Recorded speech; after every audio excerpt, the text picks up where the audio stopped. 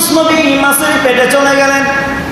মাছের পেটে যাওয়ার পরে চিন্তা করলেন, আমি এমন বিপদের মধ্যে পড়ে গেলাম, পানির অন্ধকার, মাছের পেটে প্রবেশ করেছি, ওই মাছটারে আর একটা মাছ গিলে ফেলেছে, অন্ধকার, রাত্রির অন্ধকার, কয়েকটা অন্ধকারে ইউনূস নবী যখন পড়ে গেলেন, আল্লাহকে ডেকে বলে, আল্লাহ আমি সেজদায় পড়ে গেলাম। আল্লাহর পয়গম্বর ইউনূস নবী মাছের পেটে সেজদায় পড়ে গিয়া পড়ে সুবহানা রাব্বিয়াল আ'লা, বলুন সবাই সুবহানা রাব্বিয়াল আ'লা। কখন পড়ি এটা? কখন পড়ি? নামাজের মধ্যে পড়ি না সেজদা? ইউনূস নবী নামাজের সেজদায় পড়ে গিয়া বলছেন সুবহানা রাব্বিয়াল আ'লা, আল্লাহ তুমি বড়, তুমি মহান, আল্লাহ তাআলা তোমার পবিত্রতা বর্ণনা করে এরপরে ইউনূস নবী বললেন, আল্লাহ আমি যে বিপদের মধ্যে পড়েছি, আমি যদি এখান থেকে চিৎকার দেই দুনিয়ার কোনো মানুষ আমার চিৎকার শুনতে পাবে না, এখান থেকে যদি আমি সাহায্য চাই দুনিয়ার কোনো মাখলুক আমারে সাহায্য করতে পারবে না, আল্লাহ তুমি কেবলমাত্র পারো আমারে সাহায্য করতে।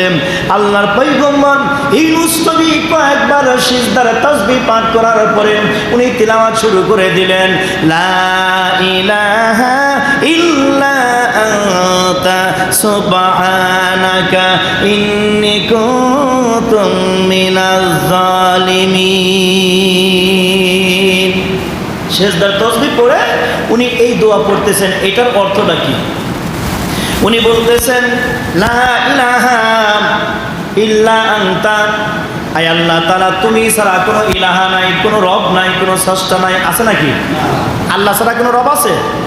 ইউনূস নবী যখন চতুর্দিকে কোনো কিলকিনারা না পেয়ে ভেবে নিলেন আল্লাহ ছাড়া কোনো ইলাহা নাই, কোনো রব নাই, কোনো স্রষ্টা নাই, তাই উনি বলতেছেন, লা ইলাহা ইল্লা আনতা সুবহানাকা ইন্নী কুনতু মিনাজ জালিমিন।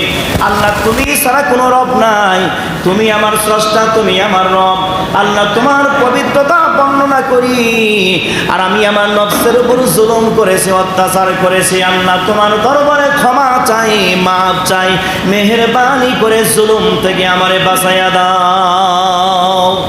বিপদে পড়লে সাহায্য চাবো কার কাছে? আল্লাহর কাছে।